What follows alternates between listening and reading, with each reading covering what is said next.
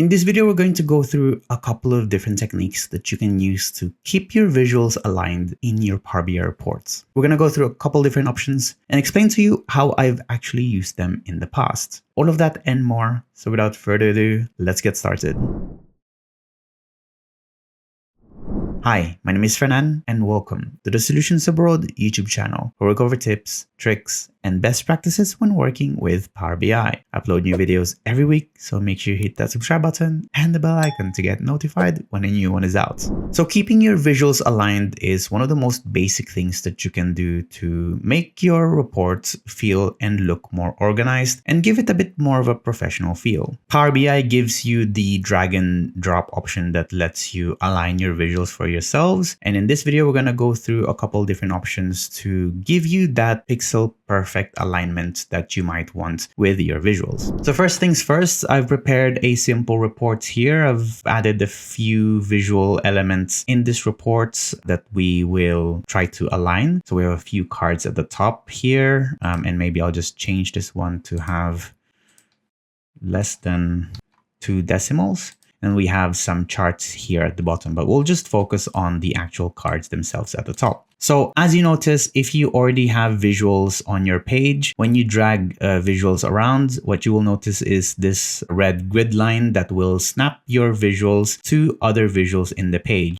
which will give you an easier time to kind of make sure different elements or visuals are aligned on top or below each other. So that's one way that you can keep your visuals aligned. However, you'll notice that this red grid line is kind of limited, especially if you haven't got a lot of visuals in your page. So there are a few options that you can utilize. And one of them is by using the grid lines, the native grid lines that Power BI provides to you. So if you go to View on the ribbon here, you'll see that you can tick or enable this grid lines, which will add some box grids on your page, on your report page. Now, the grid lines themselves are something that you have on the design view of Power BI desktop, but this goes away when you hit publish and publish it into the service. So no need to worry about that. And the idea is that you can use the lines here to kind of guide your alignments of your visuals to make sure that they are aligned in the same way across the whole canvas. If that's still not enough for you, you can tick this other option here, snap to grid, which basically just ensures that, as you can see, your visuals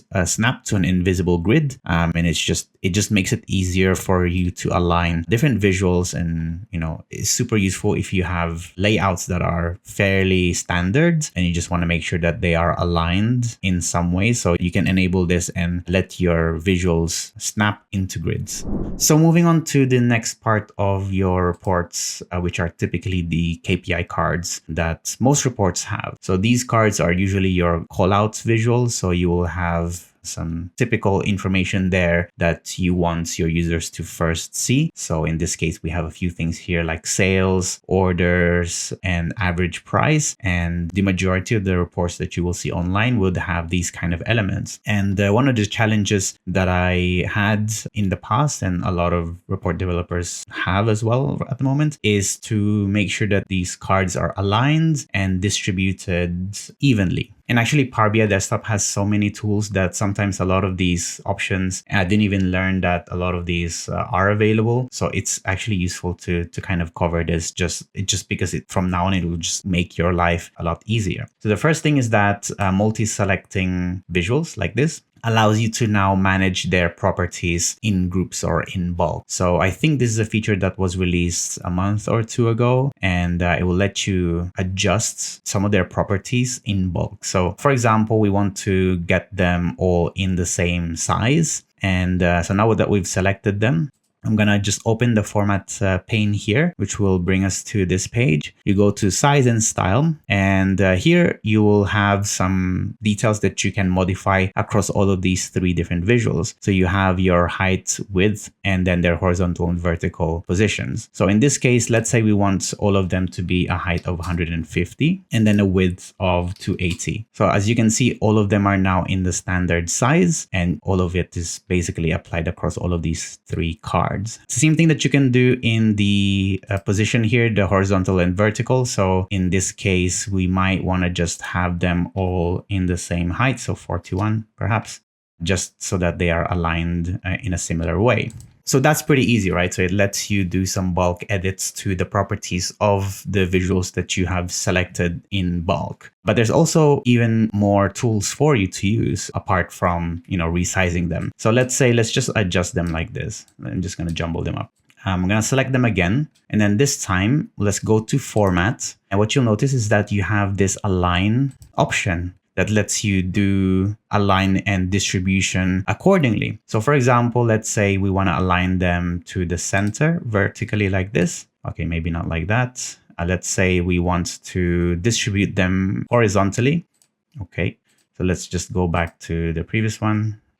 Let's click align again. Let's say we want to distribute them horizontally evenly. So that's, as you can see, like the space between the cards are now evenly distributed, but they're still not quite aligned. So let's play around with some of these. So let's say align to top like this. There we go. So now they are all aligned from the top.